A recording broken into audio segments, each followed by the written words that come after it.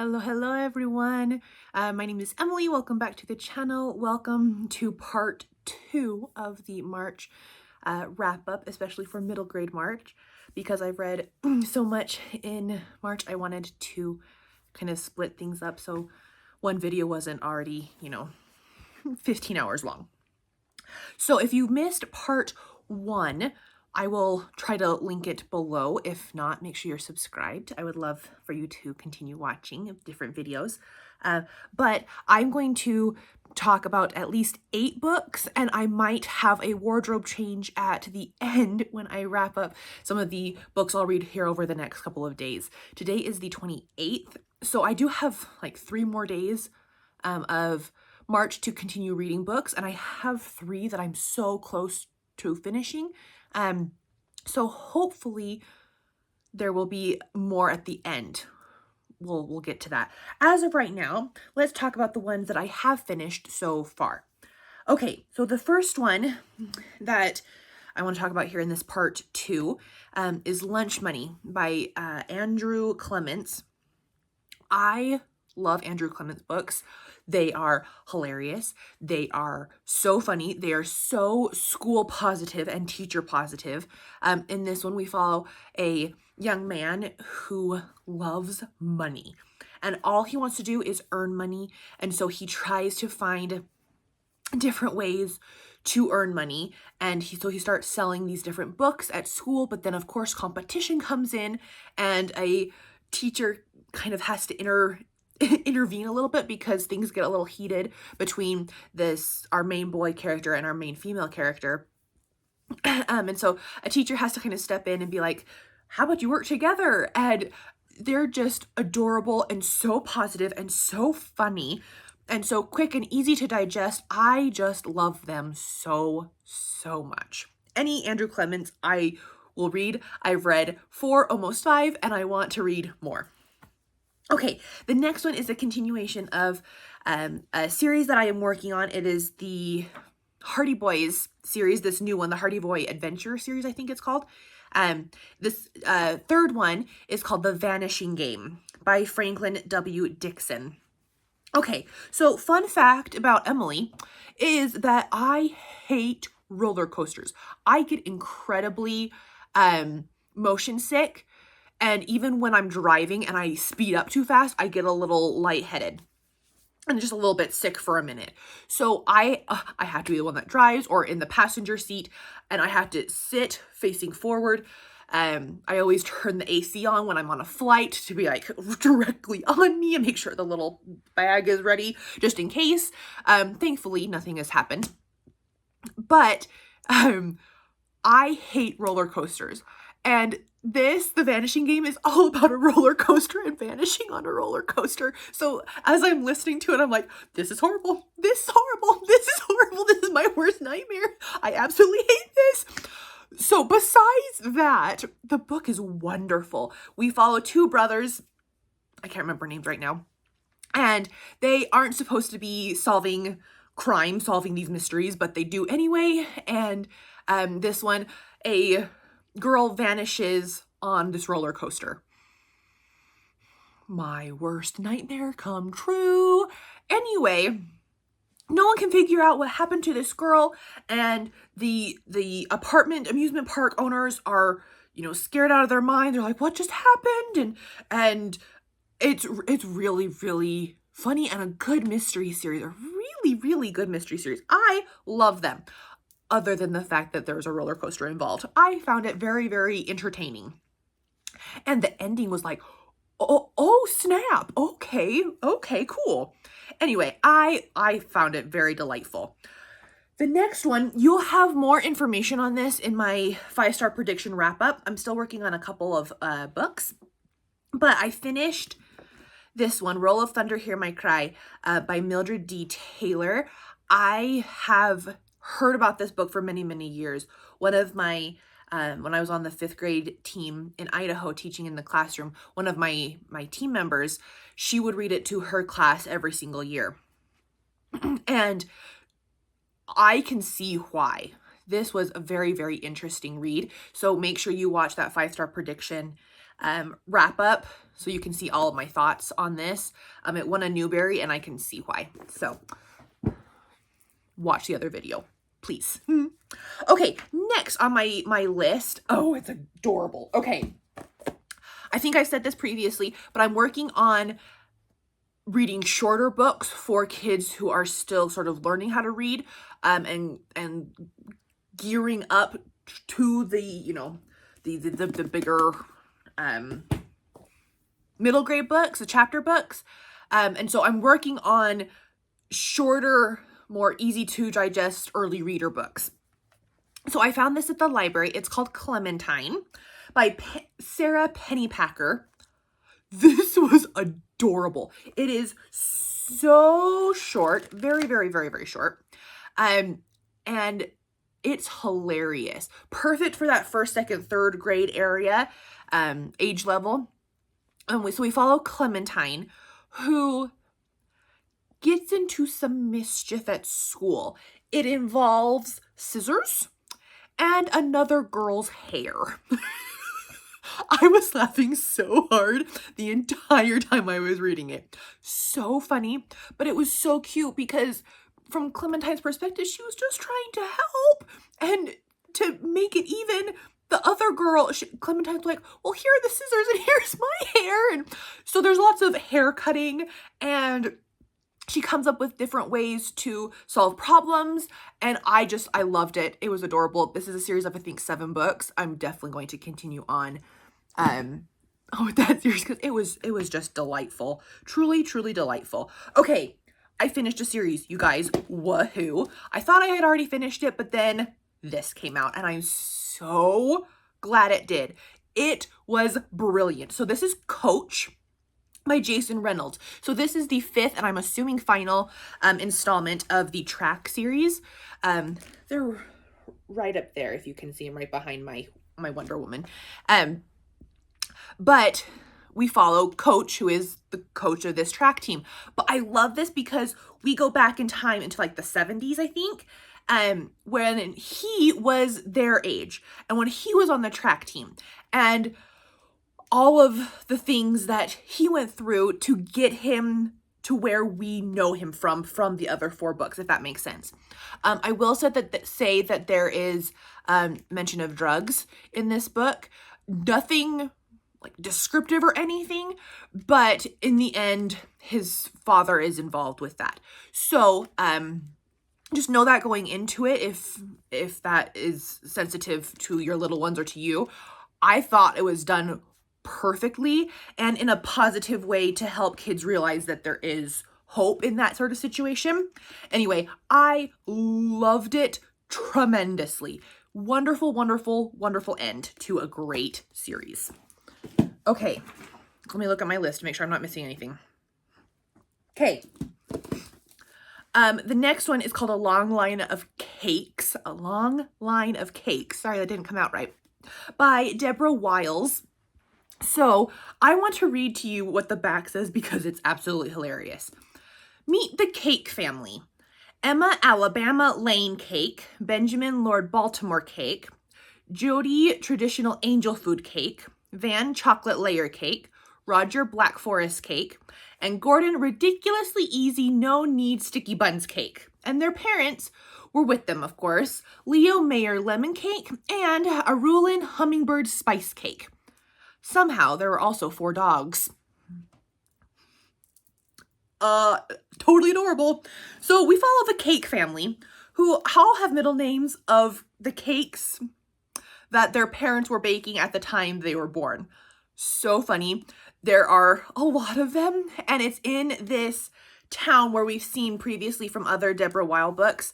Hallelujah, Mississippi, that's what it's called. And so this is the last one in a 4-book series.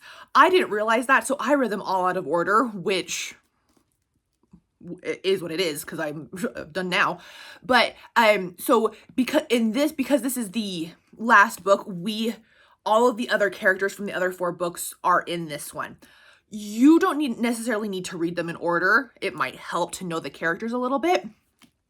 But this is such an adorable, cute book. We follow the Cake family who move around like regularly. when they are asked, where are you from? They say, oh, nowhere and everywhere. The parents don't like to settle in one place for too long, especially the dad, Leo Mayer Lemon Cake. And so these kids get to Hallelujah and they were like, oh my goodness, we love it here. There are so many kids. There's this baseball team. There are all of these cool kids to be around. They all have dogs. They all have these animals, and we don't want to move anymore. So these kids sort of work together to stay. They come up with a plan to sort of stay in Hallelujah, and the parents don't realize this, and so shenanigans happen, and the ending is just so sweet and so beautiful.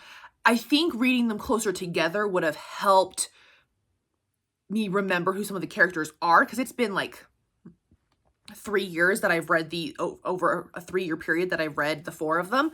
So anyway, all 4 are adorable, but I definitely loved this one, and I just loved the names. I thought that was absolutely hilarious and so clever. Okay, 2 more as of right now, and then you might see a wardrobe change.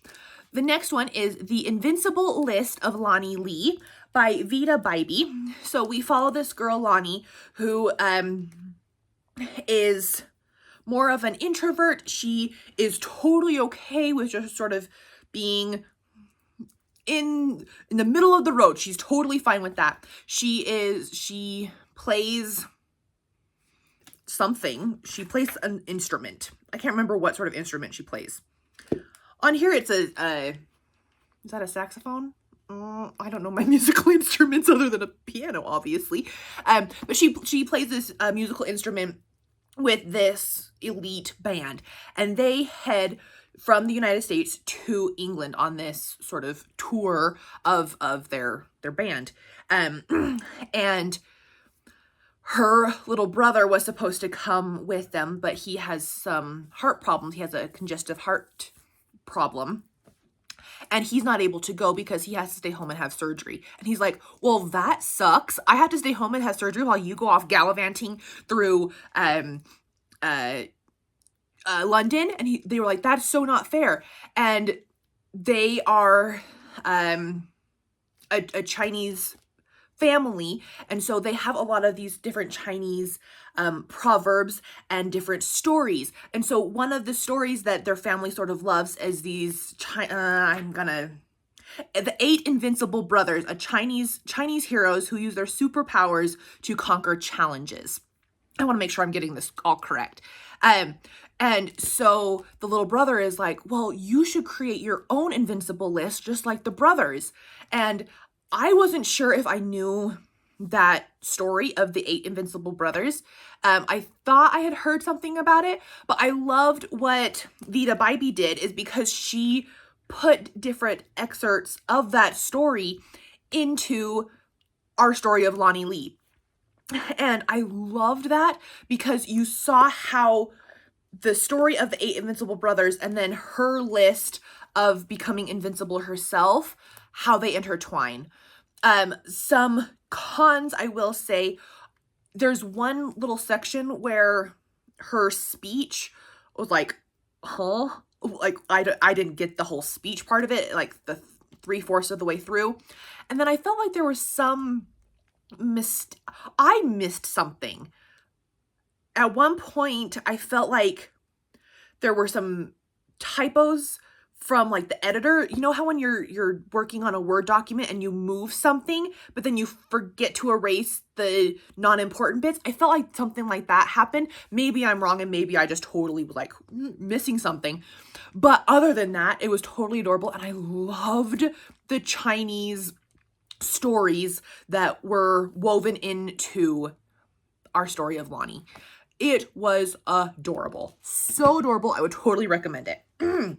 Okay, and then the last one is one I've heard nothing but good things about, and I can see why. So it's called A Place to Hang the Moon by Kate Albus. Oh, it was so sweet. Oh my goodness. So this is similar to like The Words That Saved My Life, or basically any other orphan trying to find their forever home type family. We follow 3 kids during World War II when they are evacuating little ones from London proper to the outskirts, to the country. And they get transplanted into the country. They kind of go through different families because of different things.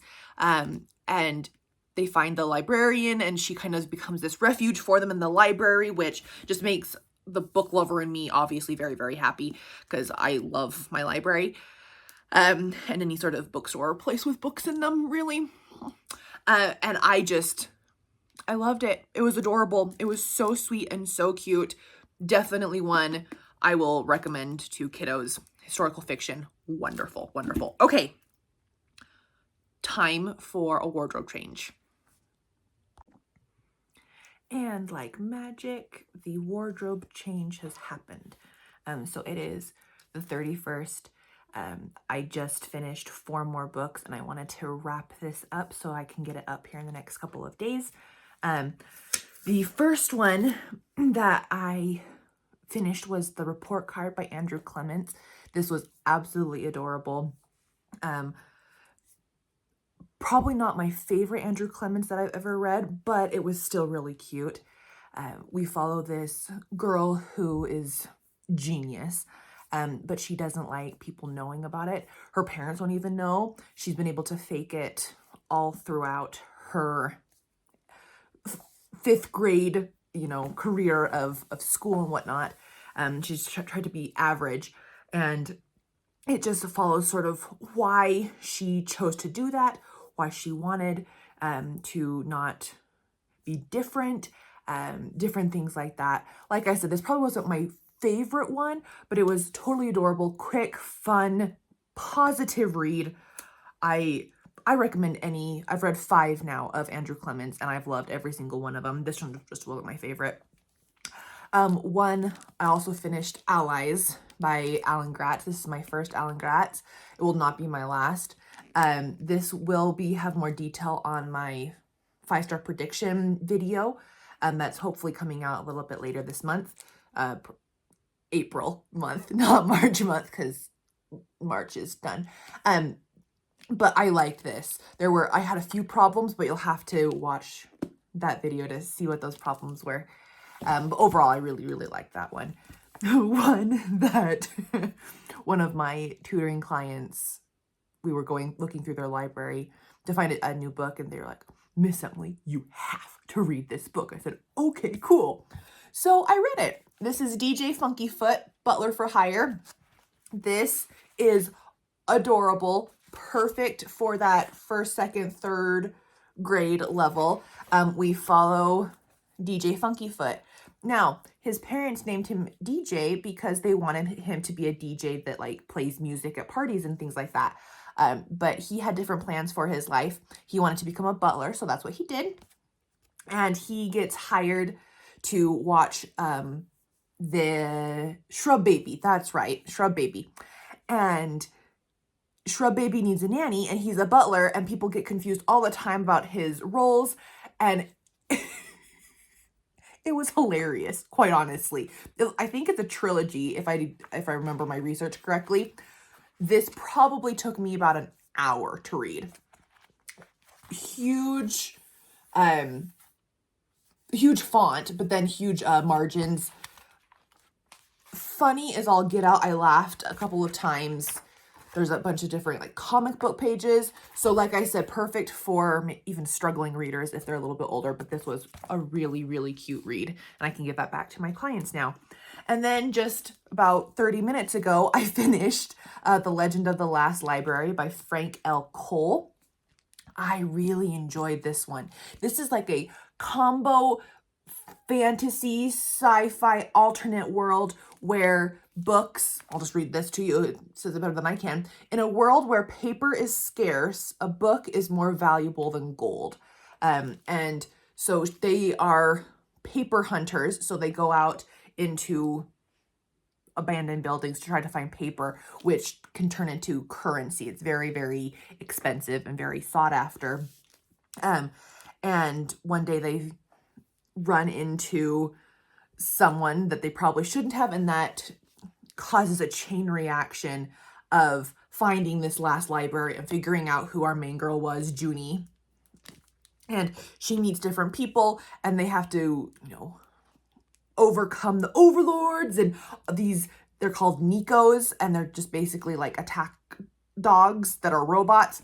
I found it very, very interesting. I can see a lot of kids loving this. Probably wasn't my favorite read ever of the month, but it was a really good way to end it off as well, because I really enjoyed it. Anyway, that was a fabulous month of reading. I think, I don't have the exact number. I can put it up right here, but I think I'm close to like 25 books to have finished this month. So it wasn't close to it wasn't the 31 in 31 days, but that's okay. I got a lot read, really great books, and I can recommend them to not only you guys, but kiddos that I work with. So I would love to chat in the comments. How did your month go? Did you find any new middle grades that you want to share with me? Let's talk below. Bye.